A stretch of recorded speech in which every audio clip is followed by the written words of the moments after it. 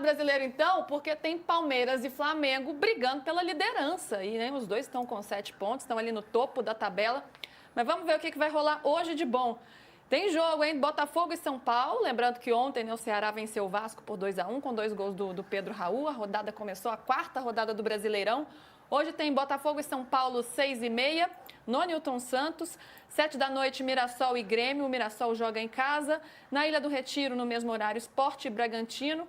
7h30, Corinthians e Fluminense. Vamos falar já sobre como é que está o Corinthians para esse jogo. Um jogo muito esperado, hein? Inter e Palmeiras às 7h30 e às 9h30, Flamengo e Juventude, no mesmo horário de Santos e Galo e Vitória e Fortaleza. Amanhã tem Cruzeiro e Bahia fechando a rodada. Ô, Renato, para você, quem que termina essa rodada na liderança, hein? Você acha que o Flamengo vai continuar no topo da tabela aí, à frente de todos? Olha, se não houvesse acontecido o caso do Bruno Henrique, eu diria que sim.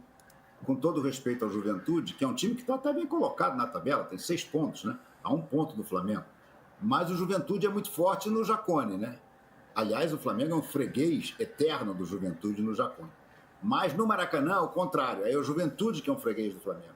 Os últimos 3 jogos do Juventude e Flamengo no Maracanã, o Flamengo ganhou com 2 gols de diferença pelo menos. Chegou a ter um 4-0, mas teve um 4-2 e teve um 2-0. Eu acho que em condições normais seria a vitória do Flamengo tranquila.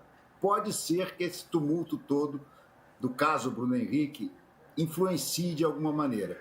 E aí não sei. Mas, pelo menos pelos confrontos da tabela, o Flamengo tem tudo para continuar líder e até abrir um pouco de diferença para o Internacional. Para o Internacional não, perdão, para o Palmeiras. Porque o Palmeiras vai jogar contra o Internacional, que é para mim um time candidatíssimo ao título. O Palmeiras não tem bom histórico no Beira-Rio. E até que, imaginemos, pode dar um empate nesse jogo. Se o Flamengo ganhar do Juventude, ele abre 2 pontos do Palmeiras e 3 do Internacional. Eu ainda continuo a achar que o Flamengo acaba na liderança essa rodada. Muito bem, veremos logo mais. Então vamos falar sobre esse Inter e Palmeiras, sobre esse Palmeiras e Inter. E quem chega para conversar com a gente é o Flávio Latif, que acompanha o dia a dia do Palmeiras. Tá estilosíssimo esse cabelo, esse bigode. O que é isso, hein, Latif? É pro de primeira isso? Essa estica toda?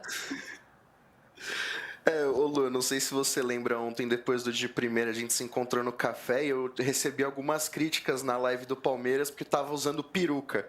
Aí eu falei, vou ter que ir no barbeiro hoje, né? Aí tô 0 bala agora. Agora ele se arrumou todo para vir para cá, muito bem. Tá vendo, gente? Sempre encontra no café, sempre para no café a conversa. Latifi, vamos falar desse Palmeiras que vem num momento embalado, né? O torcedor estava cobrando ali atuações melhores do time do Abel Ferreira e na última partida isso foi apresentado em campo, venceu o Corinthians muito bem por 2-0, já vem de 4 vitórias seguidas, mas do outro lado tem o Inter que é muito forte, que está invicto na temporada, que é um dos times mais badalados aí desse Campeonato Brasileiro. Conta pra gente a expectativa desse jogo e também quem o Abel pode colocar em campo, porque ele tinha algumas dúvidas, o DM do Palmeiras está cheio, Marcos Rocha, Murilo, Paulinho, expectativa, vai ser titular, não vai? Atualiza pra gente esse time do Verdão. Pois é, Luiz, apesar do DM do Palmeiras estar recheado, né, o Abel vai poder escalar o mesmo time que venceu o Corinthians no final de semana. O Murilo seria titular contra o Corinthians, mas ele sentiu a coxa e não entrou em campo. E o Mikael jogou, então o Mikael vai ser o substituto. O Murilo teve constatado uma lesão na coxa, a gente falou ontem aqui no programa, deve ficar 1 mês fora. Mas são muitos desfalques que o Palmeiras tem, no total são 6. Rafael Veiga, Murilo, Mike, Lucas Evangelista, Marcos Rocha e Bruno Rodrigues, né, que tem torcedor que nem considera ele desfalque pelo tempo que está fora, está perto de completar 1 ano de lesão, 1 ano de recuperação. E o que a gente estava falando com o Bruno Rodrigues lá na live do Palmeiras é que a expectativa é que no mês que vem ele volte a treinar. Então, vamos ver, né? Cena dos próximos capítulos. Sim, vamos ver, vamos acompanhar. E pensando em campo, né? Ele vai seguir com essa formação com 3 zagueiros, mas o Bruno Fux fazendo mais essa saída pela direita. O posicionamento do Estevão e do Felipe Anderson também vem chamando a atenção, porque ele tem escalado o Felipe Anderson num posicionamento diferente, mais aberto pela direita. Isso tem dado certo com o Estevão, aparecendo ali pelo meio, podendo aproveitar o Estevão de uma outra forma. E o Paulinho, nesse momento, ainda no banco, como que está sendo dosada essa minutagem do Paulinho? O Paulinho ele deve começar no banco e receber minutos no segundo tempo, como foi no jogo contra o Corinthians. O Palmeiras não tem pressa de colocar o Paulinho no time titular, quer fazer essa volta gradual dele aos poucos.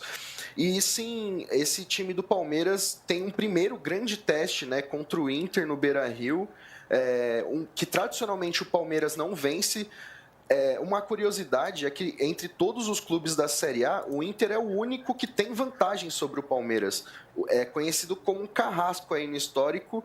E se a gente puxar na própria era Abel Ferreira, a última vitória do Palmeiras no Beira-Rio foi com um gol espírita do Murilo, onde todo torcedor do Palmeiras se lembra que o Murilo recebe uma bola, ele chuta e a bola sobe e cai dentro do gol sem ninguém entender nada.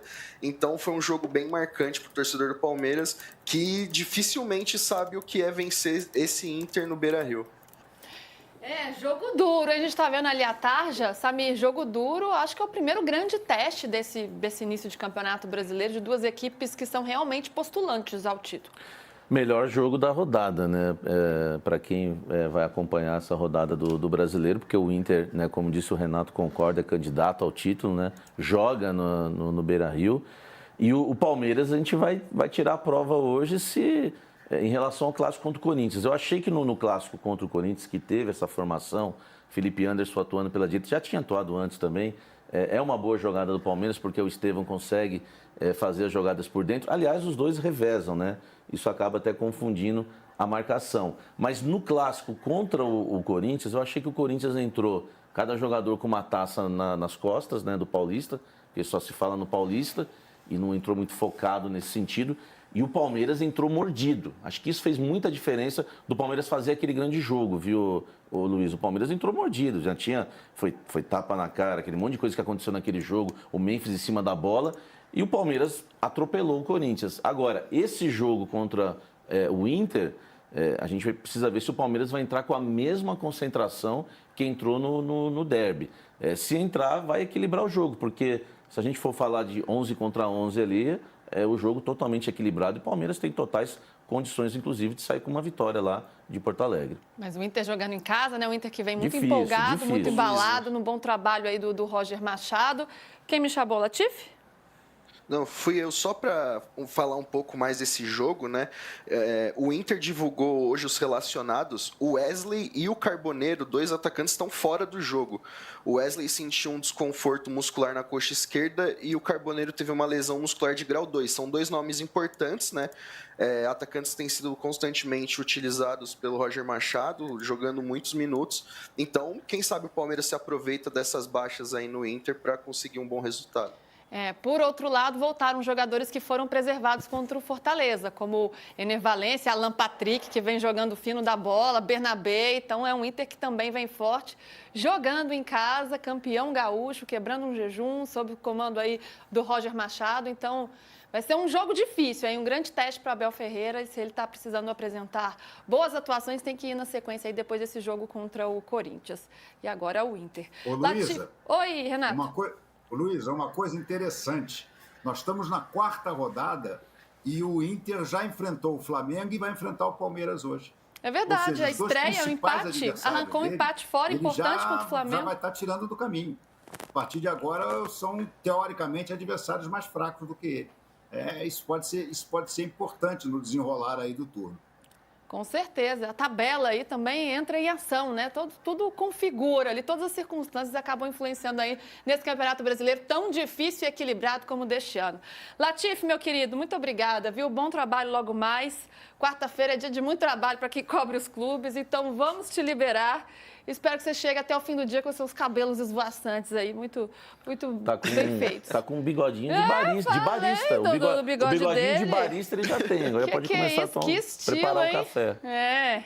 Valeu, Latif. Beijo pra você. Eu que agradeço, gente. Sempre um prazer participar e bom programa. Valeu!